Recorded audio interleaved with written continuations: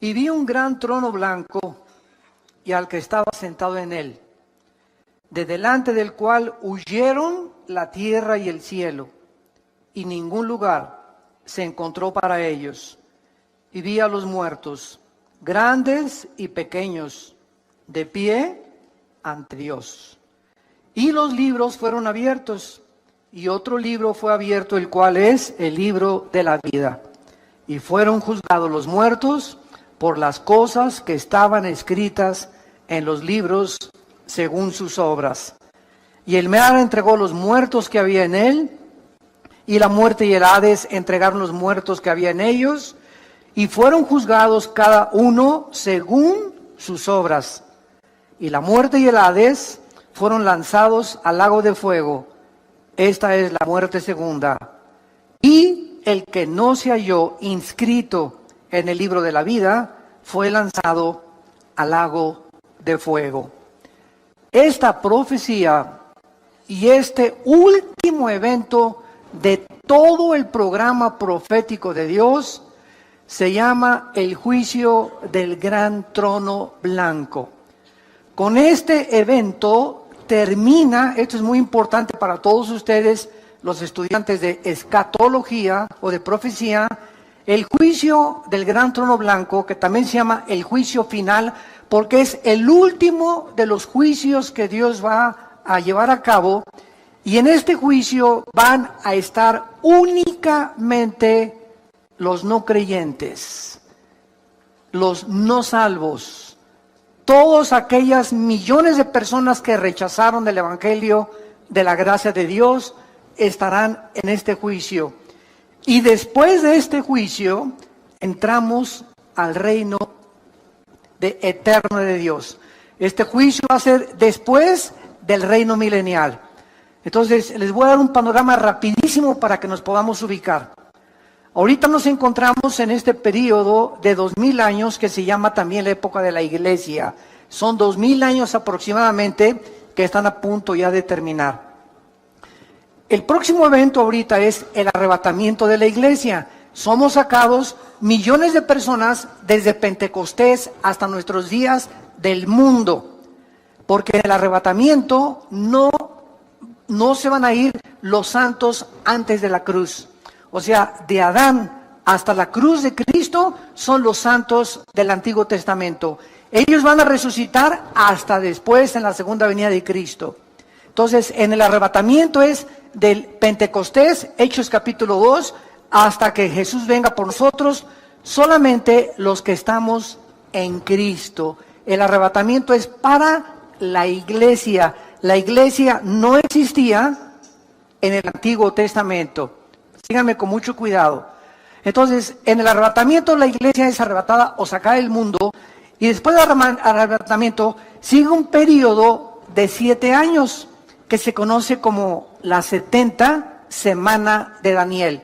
Daniel 9, 24 al 27 se profetizó que la última semana o los últimos 7 años Dios terminaría o culminaría su programa con Israel.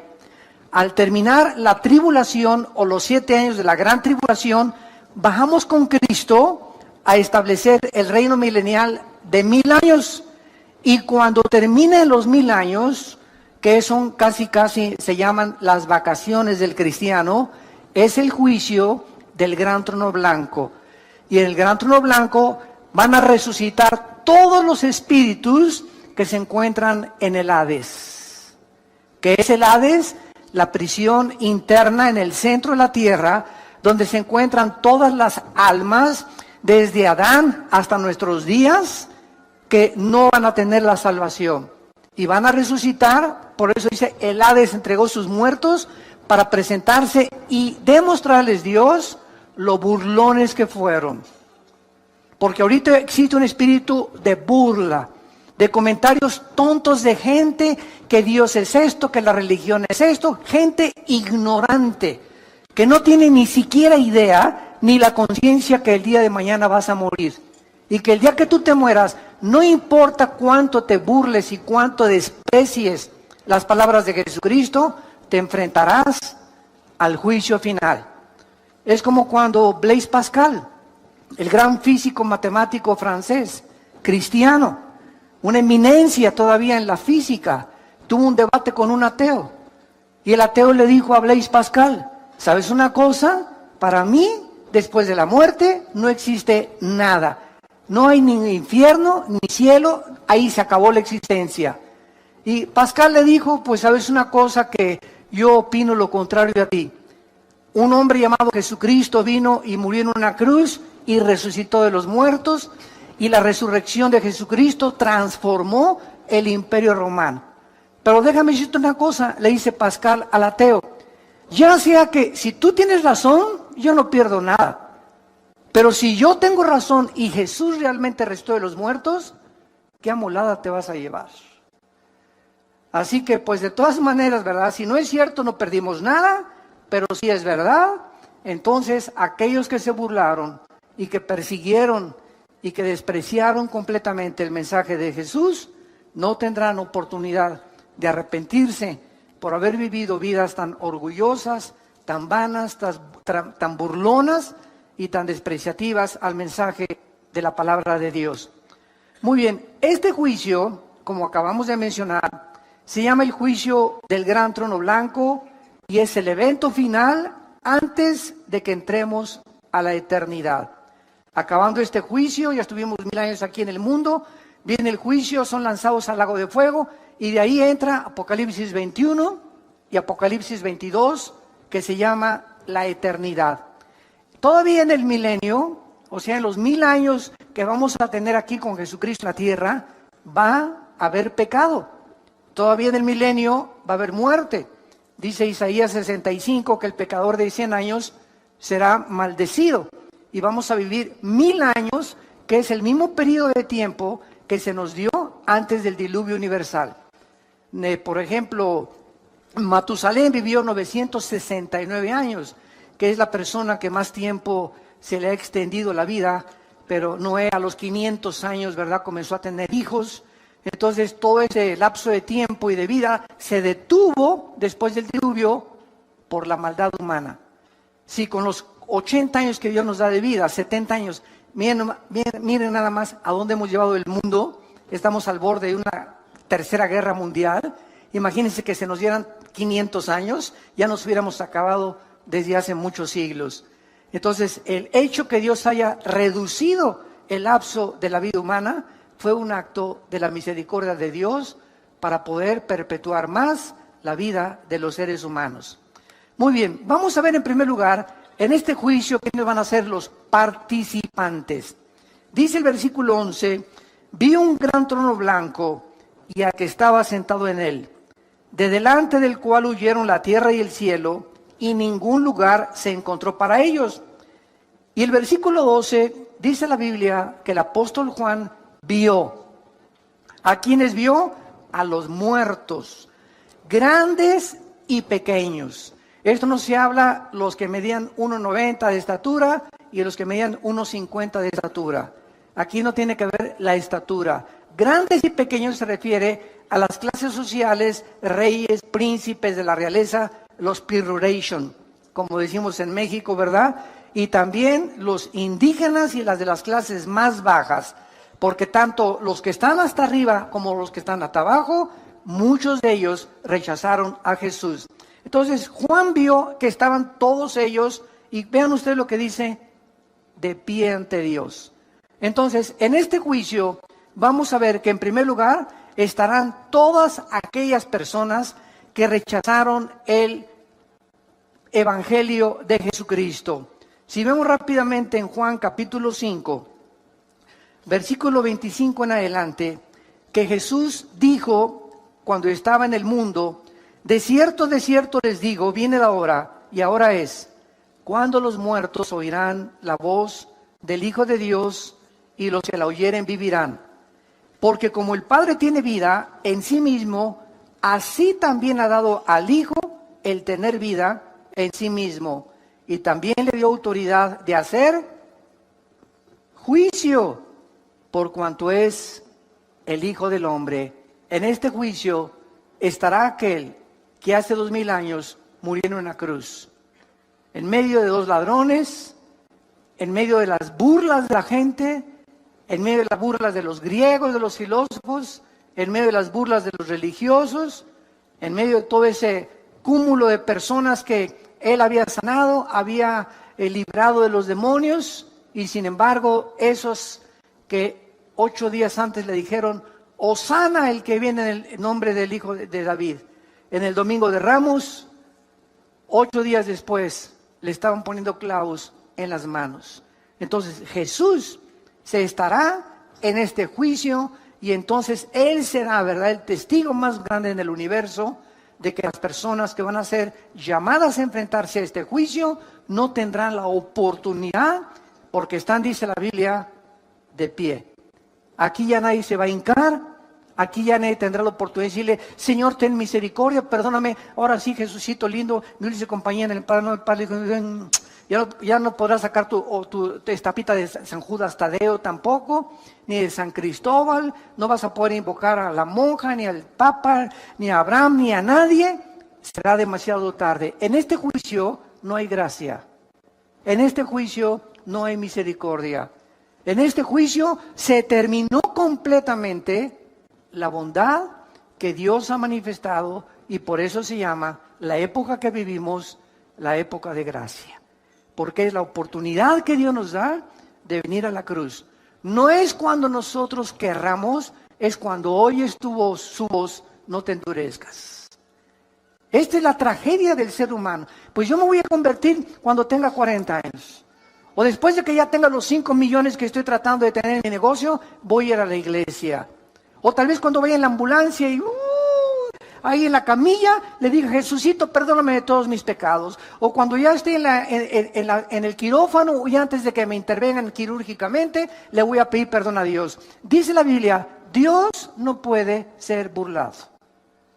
Es cuando Él te habla, como en estos tiempos que es la Biblia la que te está hablando a través del Espíritu Santo, es cuando tú debes de responder. Y cuando la Biblia te usa la palabra de Dios para llamarte al arrepentimiento y tú no lo haces y lo dejas para en la tarde, o lo dejas para mañana, o lo voy a pensar dentro de 4 o 5 días, la Biblia dice que el corazón se endurece. Y llega un momento en que estás tan endurecido en tu corazón que ya la palabra de Dios no tiene efecto en tu vida ni en tu alma. Y es completamente irregular que tú puedas pensar, o estás completamente equivocado que te puedes arrepentir. Cuando oigas su voz, no lo rechaces, no te endurezcas, porque el corazón se endurece muy fácilmente. En este juicio entonces van a estar los no creyentes. Nosotros no vamos a estar ahí. ¿Por qué? Porque nosotros, cuando recibimos a Jesucristo como Salvador y Señor, Él en la cruz ya pagó, ¿qué cosa? Pagó la culpa que nosotros ya no tenemos que pagar. Esto es por eso se llama la época de la gracia. El justo muere por los injustos. El santo muere por los pecadores. Y en esa cruz Dios quiere demostrarte que de tal manera te ama que a su hijo no lo perdonó. Casi 2000 años antes de la cruz había un hombre llamado Abraham. Y llegó al monte Moriah, que es el mismo monte donde murió Jesús. Y Dios le dijo, Abraham, dame a tu hijo Isaac. Y cuando Abraham levantó el cuchillo para matar a Isaac, se oyó una voz que decía, ahora veo que temes a Dios por cuanto no me negaste entregarme a tu hijo. Y 2000 años después de Abraham, cuando Cristo muere por nosotros, podemos nosotros decir ahora veo, Señor, cuánto me amas, porque no negaste entregarme a tu hijo. Abraham y Isaac fueron salvados. Dios no salvó a su hijo Jesucristo. Le salvó la vida a Isaac, pero no se la salvó a su hijo Jesucristo. Porque de tal manera Dios nos ha amado que Él entregó a su hijo en nuestro lugar, y nosotros por sus llagas hemos sido completamente sanados. Entonces, cuando una persona recibe a Jesucristo, Dios lo declara justo. Se llama la justificación. La justificación nos libra completamente de la condenación eterna. Después de la justificación viene la santificación, que es el proceso a través del cual estamos siendo librados del poder del pecado. Y después viene la santificación, donde seremos libres del poder del pecado cuando resucitemos. A ver si lo pueden apuntar. Justificación, santificación, glorificación. Son las 3 etapas de la salvación. Justificación. Fuimos libres de la condenación del pecado. Romanos 8:1. El que está en Cristo, nueva criatura es. Ninguna condenación hay para el que está en Cristo Jesús. Esta es la justificación. Toda persona que ha recibido a Cristo ha sido justificada, declarada inocente en el tribunal cósmico de Dios. Mientras viene Cristo, estamos siendo librados porque el pecado no fue erradicado de nosotros. Ahí está todavía dentro de nosotros el pecado, pero ya no tenemos la culpa cuando sí el juicio de pagar por ellos. Estamos siendo ahorita santificados o siendo libres de ese poder que ahora descubrimos y la maldad que hay en nosotros a través de nuestra comunión diaria y de nuestro contacto con la palabra de Dios. Esta es la palabra que se llama santo. Sean santos. Cada día trata de decirle no al pecado, no al pecado, no al pecado. Y mientras más rechaces el pecado en tu vida, más fuerza espiritual tienes dentro de ti y más poder de resistir las tentaciones. Todos aquellos que, pues ya caí otra vez en la tentación de la pornografía, y ya caí en la tentación del adulterio, y ya me acosté con mi novia y con mi novio, y ya otra vez volví a prender el cigarro, y ya me estoy emborrachando otra vez. ¿Por qué esa gente dice, ya volví a caer? Simplemente ve la semana pasada, las 3 semanas anteriores, o el mes antes a que tú has caído, ¿cómo estuvo tu relación con Dios? Dejamos de hacer contacto con la Biblia, dejamos de asistir a la iglesia, dejamos de ir a los estudios bíblicos, comenzamos a debilitarnos interiormente. Y cuando enfrentemos la tentación, no tenemos fuerza para poder decirle, no me acuesto contigo, no me emborracho, no tomo esa droga, etcétera, etcétera. Porque no tenemos el poder espiritual que Dios quiere que tengamos. Entonces, estamos siendo librados del poder del pecado y seremos libres hasta el tiempo de la resurrección. Ahora, esto es muy importante también. Cuando recibimos a Jesucristo, somos sellados por el Espíritu Santo. Efesios 1, 13 y 14. ¿Qué es un sello? Es espiritual, una impregnación que nos hace Dios con su Espíritu, que significa que le pertenecemos y que nos cuida. Hace muchos años, cuando yo vivía en un rancho, me acuerdo que nos levantamos a las 5 de la mañana a marcar a los becerros. Entonces, a las 5:30 de la mañana, agarramos un fierro calientísimo que lo poníamos ahí a calentar, y agarramos el becerrito o a la ternerita, y ¿qué le poníamos? La doble A, que era el símbolo, ¿verdad?, de la ganadería, o la S o el símbolo que sea. Y en ese momento ese becerrito crece y se hace vaca o se hace toro. Y si se brinca las trancas o se pierde y lo encuentra otro ganadero, ya no tiene por qué decir, ¿verdad?, es mío, porque está sellado, que implica propiedad y además protección. Los ganaderos honestos en aquel tiempo llegaban al rancho, oiga, pues trae una troca, ¿verdad?, una pick-up, aquí nos encontramos la ternerita o la vaca, y veo que trae el sello de su ganadería, y nos los devolvían, o hacíamos lo mismo nosotros cuando se pasaban a nuestro terreno. Entonces, el sello siempre implica protección. Cuando Dios nos sella, los demonios, porque nadie lo puede ver, hay muchos cristianos que no son cristianos. Y solamente los demonios y los ángeles a nuestro alrededor saben quiénes de nosotros somos verdaderamente sellados. Entonces, cuando estamos sellados, Dios nos sella para que los mismos demonios, mientras estoy cerca del Altísimo y habito cerca de sus alas, soy protegido de los demonios, porque los demonios saben quiénes tienen al Espíritu Santo. Entonces, este sello nos guarda y nos protege del mal, mientras nos mantengamos en comunión con el Hijo de Dios. Número 2, cuando nacemos de nuevo o cuando recibimos a Cristo, en ese momento somos regenerados por el Espíritu Santo.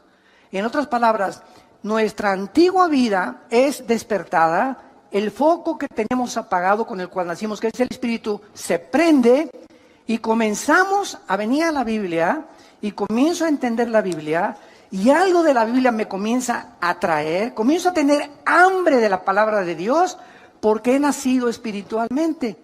¿Por qué? Porque he sido regenerado por el Espíritu de Dios.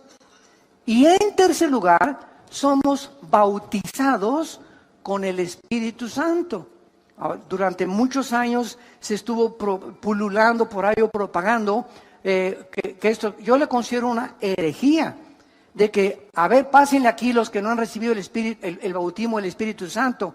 Espérame tantito, la cristiandad no está dividida entre los que tienen el bautismo del Espíritu Santo y los que no tienen el bautismo del Espíritu Santo. Si no tienes el bautismo del Espíritu Santo, no formas parte del cuerpo de Cristo.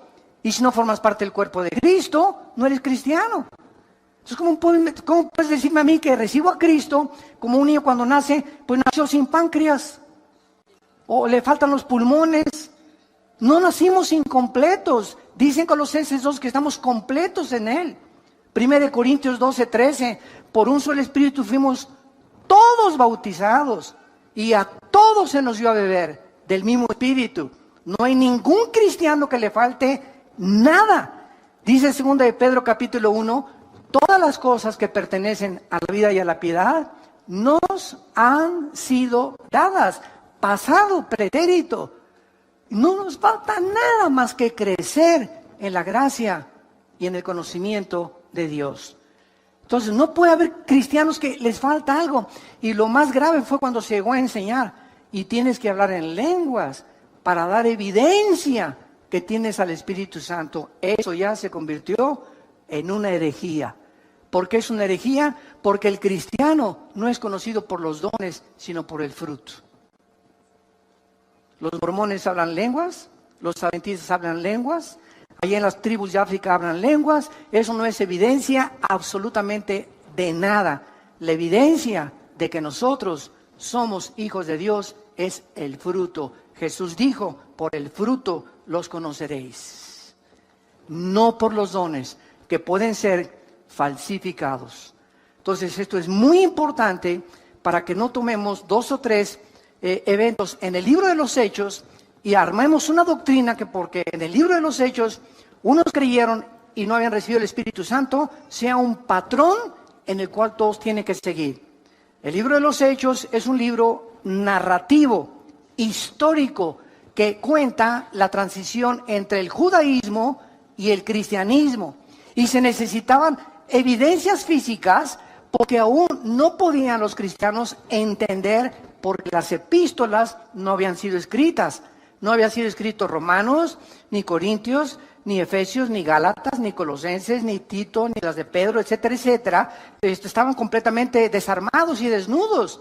Entonces, cuando los apóstoles escriben las cartas, las escriben para explicarles las cosas de los hechos y explicarles las doctrinas que recibieron de Cristo, como el apóstol Pablo, que estuvo 15 años en el desierto antes que los apóstoles reconocieran que él era realmente uno de ellos, o un apóstol, o como él se llama a sí mismo, el último de los apóstoles. Esto es muy importante, santos de Dios, porque la iglesia está llena de barbaridades.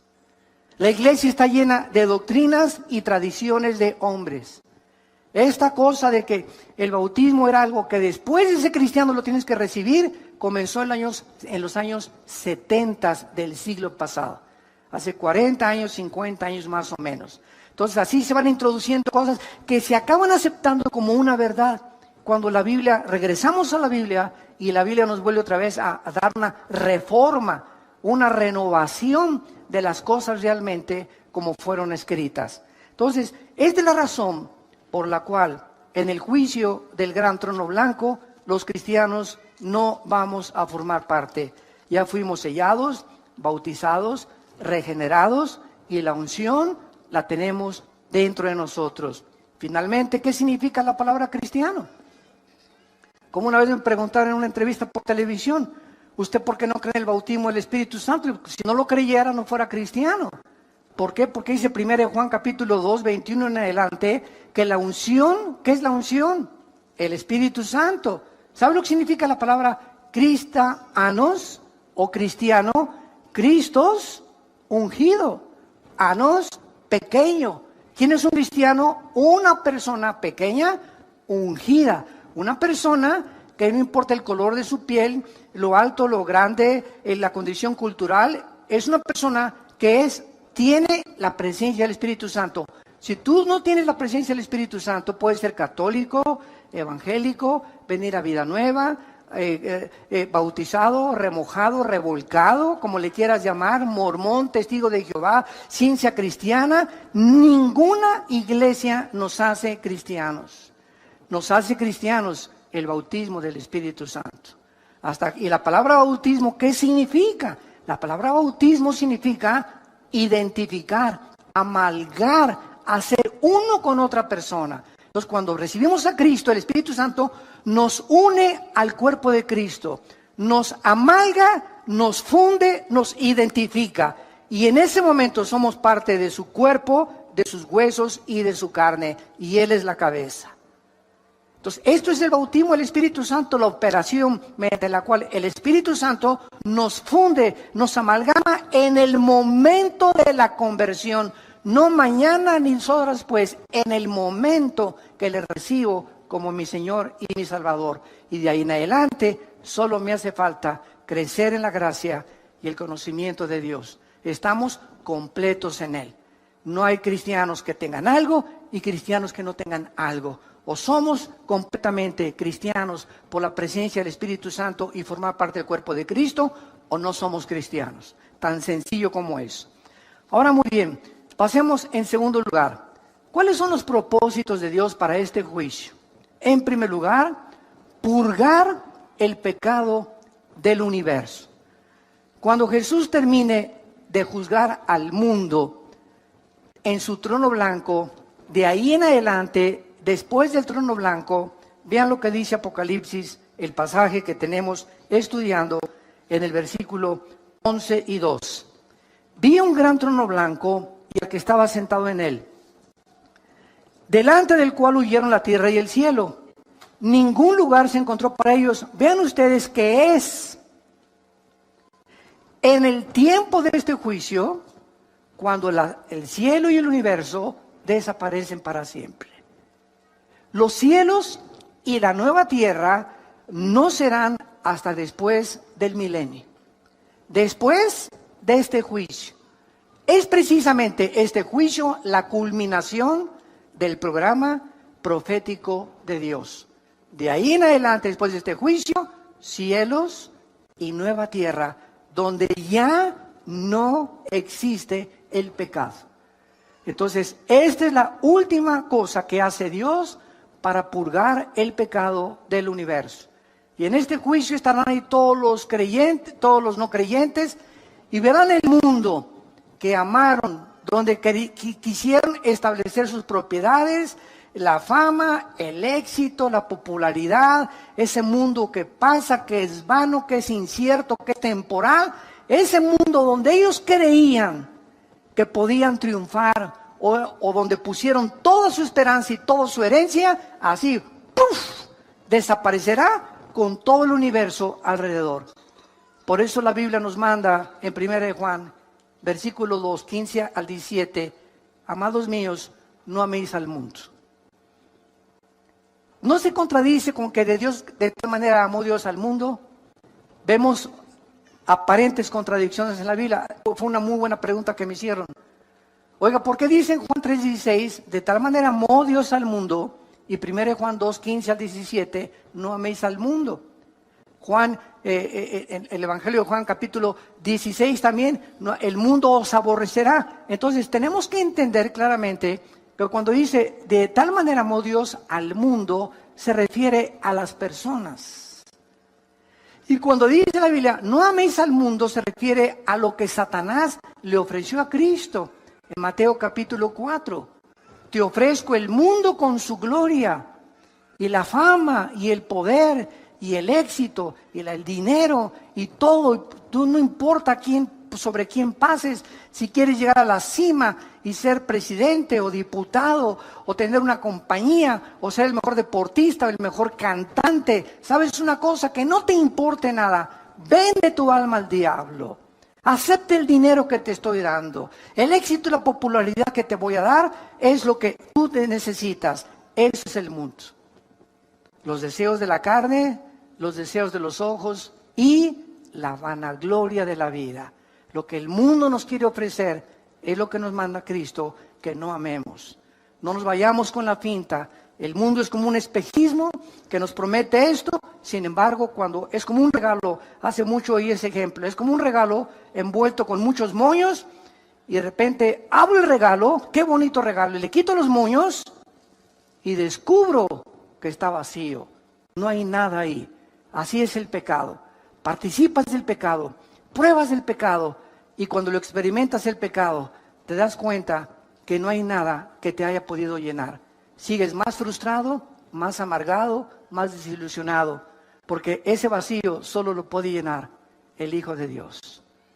La mujer samaritana, la chulis, llevaba 5 maridos. Juan capítulo 4. ¿Y qué estaba buscando esta mujer? No ha cambiado la cultura, lo que en el siglo XXI siguen buscando artistas y no artistas, etcétera. Miss México, Miss Guerrero, Miss Universo, la señora de por acá, la señora de Polanco, la señora de Tlalnepantla, la señora de La Lerma, la señora de Metepec, la señora de Toluca. Miles de mujeres están buscando y miles de hombres también. ¿Qué cosa? Pues Sancho Panza, tienes panza de Sancho Panza, ya no me satisface, voy a buscar otro hombre. Y voy a buscar otro hombre. Voy a buscar a alguien que me haga feliz. Pues esta señora ya tiene cara de Tonina Jackson, ¿verdad? Pues la voy a cambiar ya. Y voy a buscar a alguien más bonita, y así hay personas, un divorcio, 2, 3, 4, 5, 6. Esta mujer llevaba 5 divorcios. ¿Por qué? Dice la Biblia que era una mujer inmoral. Era una mujer que quería encontrar en los hombres, a descubrir un hombre que le hiciera feliz. Y Jesús le dijo, puedes seguir con esa misma trayectoria. Casarte con el 6, con el 7, con el 8, y vas a llegar a donde llegó la gran artista de cine de Hollywood, Elizabeth Taylor, que rompió el récord con 9 mariditos, la chulis. 9 maridos, uno tras otro, tras otro. Era tan bonita y tan preciosa esa artista que a ningún hombre con el cual se casó creyó que lo merecía. No, yo merezco un mejor otro príncipe, yo merezco un rey, yo merezco estas cosas. Sé con artistas, con escritores, etcétera, etcétera. Y murió, ¿verdad?, en la soledad con otra gran artista, Marilyn Monroe.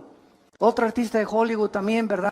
Buscando en la fama y todo, la encuentran en su cama, suicidada por una sobredosis de drogas. Y así podríamos continuar de tanta gente que cree que en los hombres, en las mujeres, en el sexo, en el dinero, en el éxito, en la fama, en la popularidad, se encuentra el propósito y la razón por la cual Dios nos creó al mundo.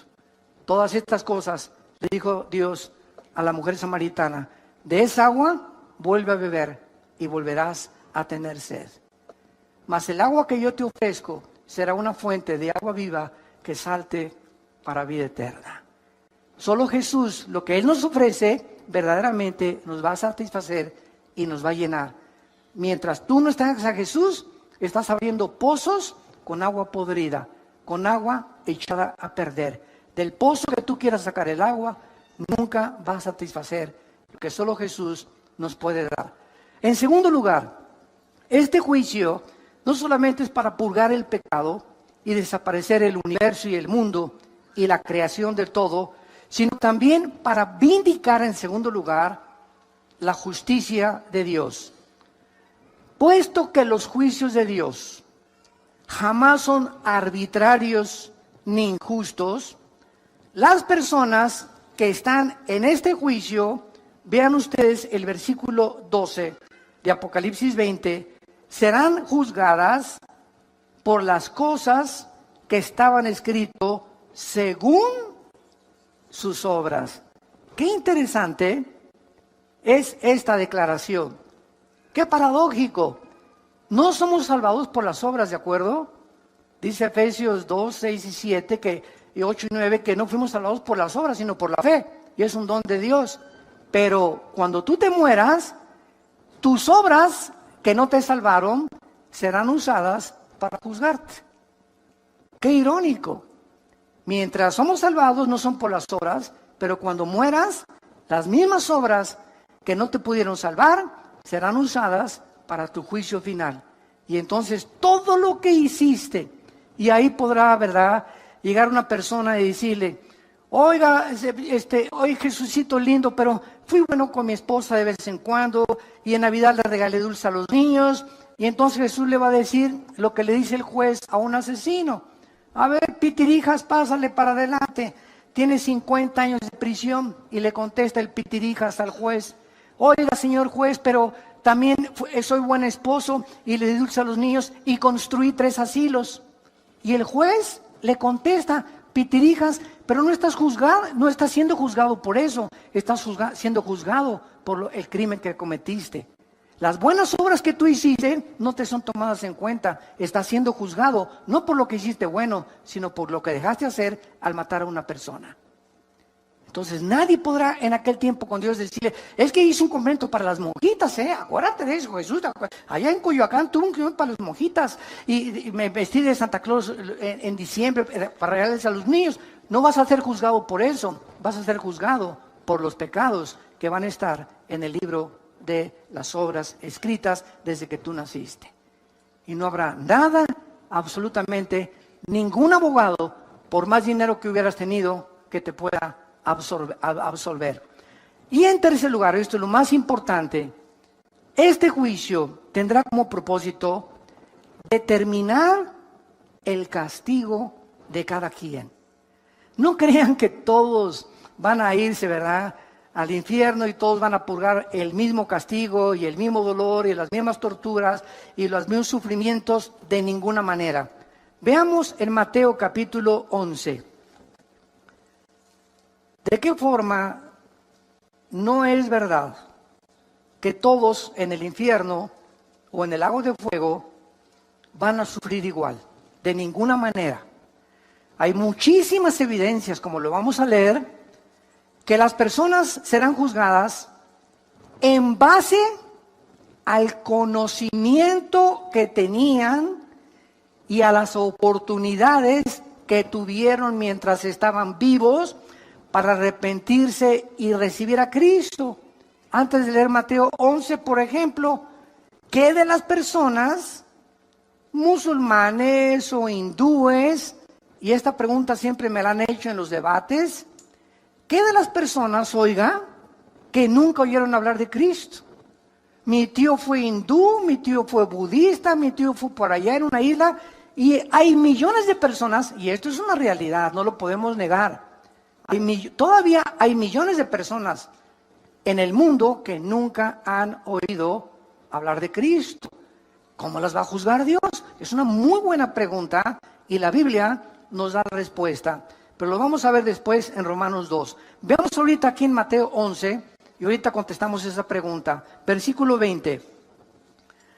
Mateo 11, versículo 20. Entonces, habla de Jesús, comenzó a reconvenir a las ciudades en las cuales había hecho muchos de sus milagros, porque no se habían arrepentido, diciendo, vean, ciudades donde vieron milagros y no se arrepintieron. ¡Ay de ti, Corazín! ¡Ay de ti, Betsaida! Porque si en Tiro y en Sidón se hubieran hecho los milagros que han sido hechos en vosotros, tiempo ha que se hubieran arrepentido en Sicilio y en ceniza. Por tanto, les digo que ¿cuándo es el día del juicio? El que estamos estudiando del gran trono blanco en Apocalipsis 20, del 11 al 15. En el día del juicio será, ¿qué cosa? Más tolerable el castigo para Tiro y para Sidón que para ustedes. Jesús les dice a 2 ciudades, Tiro y Sidón serán castigadas menos en el día del juicio. ¿Por qué? Porque en Tiro y Sidón no hice los milagros que hice con ustedes. Mientras más milagros veas y mientras más oigas y más te endurezcas, más grande será tu castigo. Y tú, Capernaum, versículo 23, que eres levantada hasta el cielo, hasta el Hades serás abatida. Porque si en Sodoma se hubieran hecho los milagros que han sido hechos en ti, habían permanecido hasta el día de hoy. Por tanto, les digo que otra vez, ¿cuándo? En el día del juicio será más tolerable el castigo para la tierra de Sodoma que para ti. Es increíble lo que Jesús declara en este pasaje. Los sodomitas, que eran homosexuales, recibirán mucho menos castigo que los habitantes de Capernaum. ¿Por qué? Porque los sodomitas nunca vieron a Jesús. En Sodoma no había Biblia, en Sodoma no había predicadores, pero en Capernaum vieron al Hijo de Dios predicar la palabra de Dios y hacer milagros, y con todo y esto lo rechazaron. Entonces, Dios es un Dios justo, no puede castigar a aquel a quien le haya dado más evidencias de la existencia de Dios, de aquellos que nunca han tenido la evidencia de que Dios existe, más que desde luego en el universo. Y vamos a ver la respuesta que nos quedó pendiente de qué será de todas aquellas personas que realmente nunca conocieron a Dios. A esas personas, lo voy a contar ahorita, vean Romanos capítulo 2, vamos para allá. Esas personas yo siempre les digo, mira, no te preocupes por Chencho y por Chencha y por Pancho y por Pancha. ¿Y qué de mi mamá? ¿Y qué de mi papá, que era católico? ¿Y qué de mi abuelita que nunca iba? ¿Se van a ir al infierno? ¿Sabes una cosa? Preocúpate por ti. Preocúpate por tu condición, no te preocupes por los demás. Dios es un Dios justo y sabio. Él no va a juzgar ni a castigar a nadie que no lo merezca. Preocupémonos por la condición de nosotros. En Romanos capítulo 2, el apóstol Pablo, de una forma magistral, describe claramente esta incógnita que existe y que la Biblia nos revela. Versículo 12 en adelante. Porque todos los que sin ley han pecado, sin ley también perecerán. Y todos los que bajo la ley han pecado, por la ley serán juzgados. Porque no son los oidores de la ley los justos ante Dios, sino los hacedores de la ley serán justificados.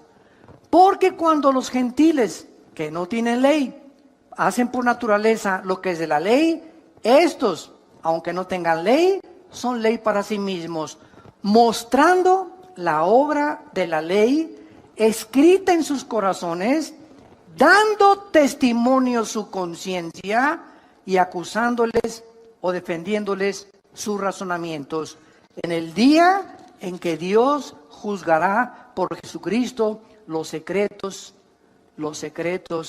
de los hombres. Vean lo que acaba Pablo de explicarnos. Nada más hay dos tipos de personas que han nacido en este mundo. Los que hemos tenido el privilegio, y acordémonos que después del privilegio vienen las responsabilidades, ¿verdad? Los que tenemos la oportunidad de haber tenido padres cristianos, o ustedes que tienen padres cristianos, o todos los que han asistido a las iglesias cristianas en el mundo entero y han oído la palabra de Dios. Por todo lo que has oído vas a ser juzgado. Por todo lo que tú has oído vas a ser juzgado. Y hay otras personas que no tienen Biblia, que nunca se les predicó. Estas personas que nunca tuvieron la oportunidad de oír lo que tú y yo hemos escuchado, es lógico que si Dios es justo, va a juzgar al que mucho se le da, mucho se le pedirá. Entonces, a nosotros que vivimos bajo la ley de Dios y conocimos la ley de Dios y conocimos el evangelio de su gracia, nos va a pedir 50 veces más que las personas que jamás oyeron de Dios ni de Cristo. Muy bien, ¿qué parámetro va a usar Dios con estas personas que nunca tuvieron Biblia ni oyeron de Cristo? Sus conciencias. ¿Qué es la conciencia? Con dentro, ciencia, conocimiento. Es un conocimiento interno que los aztecas, los chichimecas, los náhuatls, los aucas en el Ecuador y las tribus que tú me quieras mencionar en el mundo entero, por más salvajes, desde que comenzó la humanidad y por más alejados de cualquier civilización, todos los seres humanos sabemos que matar es mal. En cualquier tribu de salvajes sabemos que una muchacha no se la robas a la otra familia, ni violas a una muchacha sin que te cueste, como las tribus en Estados Unidos mataban a los que se llamaban a las muchachas, y nunca las tribus africanas entregan a sus hijas que no son vírgenes al matrimonio. Ni tampoco ningún jefe de ninguna tribu se mete con la esposa del otro jefe de la tribu. Algo hay en la conciencia que tenemos ya los seres humanos desde que nacimos, porque no somos yeguas ni caballos no capados, ni caballos que relinchan por las mujeres como los caballos lo hacen cuando entran en su celo. Tenemos un control, somos agentes morales, no somos animales y vamos a ser juzgados. Si nunca oí la Biblia, Dios me va a juzgar. ¿Cómo respondí a esa conciencia? Ahora, ¿cómo respondió a esa conciencia? Es un secreto. Porque nadie podrá saber si tu abuelita tenía por ahí su rabo verde. O si tu abuelito, que fue el jefe de la iglesia y ante el mundo un héroe y un cantante y un grande escritor y un grande político, y a su entierro fueron 10,000 personas, o ese artista fueron 10,000 personas y lo veneraron en Bellas Artes, nadie sabe en la intimidad quién es esa persona más que Dios. Por lo tanto, no podemos juzgar. Por eso Jesús dijo, no juzguéis para que no seáis juzgados. No podemos emitir un juicio condenatorio o un juicio de liberación. No, esa persona debe estar en el cielo porque le regaló todo a los niños pobres y sus canciones eran todas las canciones de Navidad. No podemos tener ese concepto. Por eso dice, los secretos. Todos tienen un closet donde tienen colgado un esqueleto. Y la vida privada de las personas, si es hecha pública, la mayor parte de los seres humanos nos avergonzaríamos de ver nuestra vida privada. Pero cuando venimos a Cristo, ya no puede existir esa vida privada. Ya no puede ser uno en tu casa y otro con tus amigos y otro en la intimidad. Sí, mi amor, te quiero con cuernos de oro y hago así cada vez que te veo. Y tienes un amante. Y robas y extorsionas y traficas, etcétera, etcétera, porque tienes 2, 3 clases de vida y esas son las que solo Dios conoce. Por esas vidas escondidas serán juzgados las personas que nunca oyeron hablar de Cristo. Entonces cada quien va a tener el castigo que merece según su conciencia si nunca hablaron de Cristo. Ahora vean también en Marcos capítulo 12, en penúltimo lugar, Marcos capítulo 12.